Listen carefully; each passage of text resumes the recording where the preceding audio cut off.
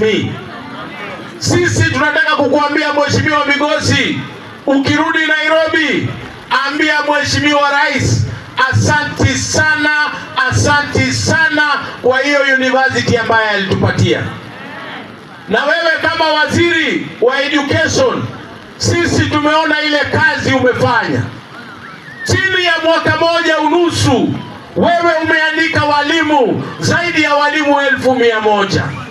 Wewe chini ya mwaka moja umejenga madarasa zaidi ya 24,000 katika mashule zote Kenya nzima. Wewe Mheshimiwa Migosi, ukiwa na Mheshimiwa Rais, umeweza kupunguza ile school fees ya university by 40%.